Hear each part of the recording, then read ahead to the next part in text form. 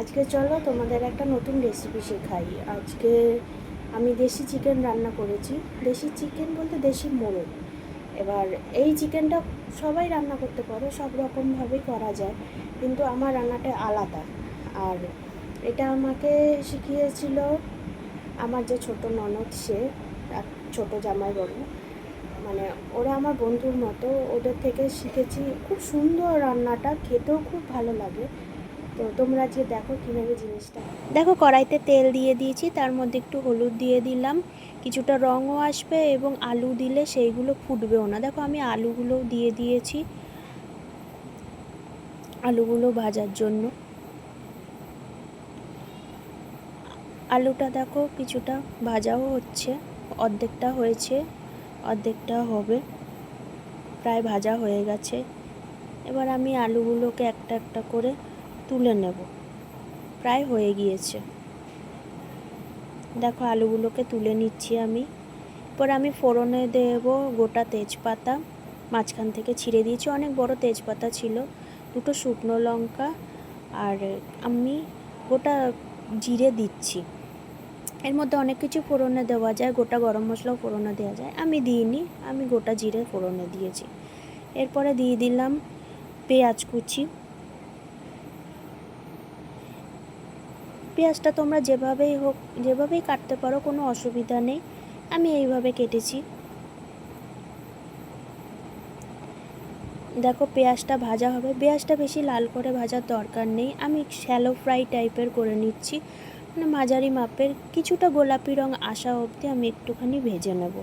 দেখো গোলাপি রং প্রায় চলে এসেছে। এরপরে আমি টমেটো দিয়ে দেবো। এখানে একখানা টমেটো আছে ডুমো ডুমো করে কাটা,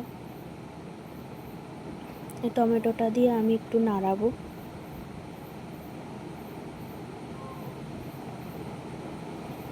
দেখো প্রায় টমেটোটাও সেদ্ধ হয়ে গেছে, কিছুটা, এখন অবধি পুরোটা সেদ্ধ হয়নি। এর মধ্যেই আমি দিয়ে দেব আদা, কাঁচা লঙ্কা এবং রসুন বাটা। এটা হচ্ছে আদা, কাঁচা লঙ্কা এবং রসুন বাটা, আমি এর মধ্যে দিয়ে দেব পুরোটাই। এবার ভালো করে নাড়াবো, যতক্ষণ না তেল উঠছে ততক্ষণ অবধি আমি এটাকে নাড়াবো। এর মধ্যে আমি কিছুটা গুঁড়ো মশলা আমি রেডি করে নিচ্ছি। এর মধ্যে আছে কাশ্মীরি লঙ্কা গুঁড়ো, এটা ধনে গুঁড়ো, লবণ, হলুদ এবং কিছুটা চিনি। এটাকে একটু জল দিয়ে গুলিয়ে নেব, তাহলে যখন মশলাটা আমি তেলে দেবো সেই তেলে মশলাটা ধরবে না। অল্প করে জল দিয়ে গুলিয়ে নিলাম। এরপরে এই যে দেখো আদা কাঁচা লঙ্কার যেটা, এটার মধ্যে দেখো কি সুন্দর তেলোটা তেলোটা ভাব হয়ে গেছে। এরপরে আমি এই মশলাটাকে দিয়ে দিচ্ছি, আর এই মশলাটা দিয়েও আমি নাড়াবো। এটাও প্রায় তেলোটা তেলোটা ভাব একখানা চলে আসবে। তারপরে আমি মুরগিটা দিয়ে দেবো। এই মুরগিটা দেখো হলুদ, লবণ এবং সামান্য তেল দিয়ে মাখানো আছে। দেখো তেলোটা তেলোটা ভাব চলেও এসেছে আমাদের। টমেটো পেঁয়াজ সবই গলে গিয়েছে।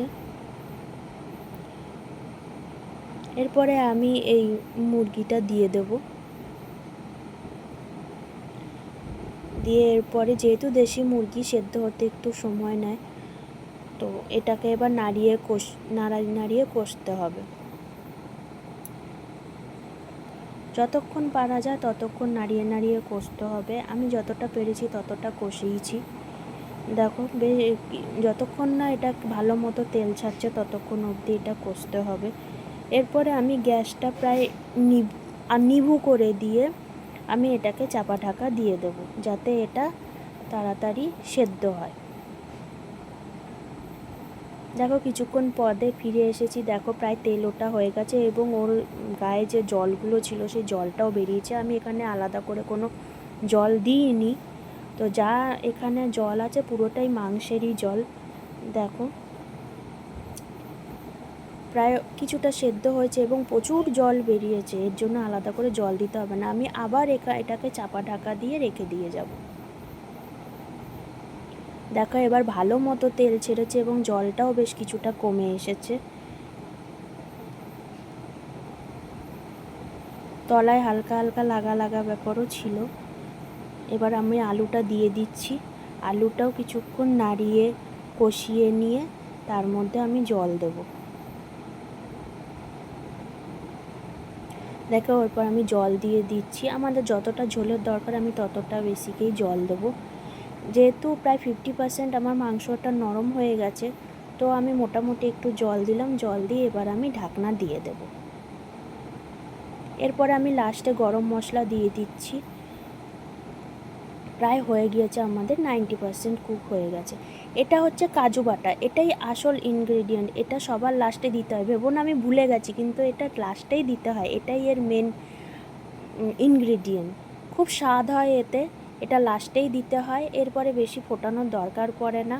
এটাকে একটু নাড়িয়ে দেখো, রঙও পাল্টে গিয়েছে, সুন্দর একটা সাদাটে ভাব চলে এসেছে। এটা খুবই টেস্টি হয়। এরপর আমি বন্ধ করে দিলাম। আমার রান্না এখানেই কমপ্লিট। তোমাদের কেমন লাগলো অবশ্যই জানিও এবং একটা লাইক করে দিও। Thank you.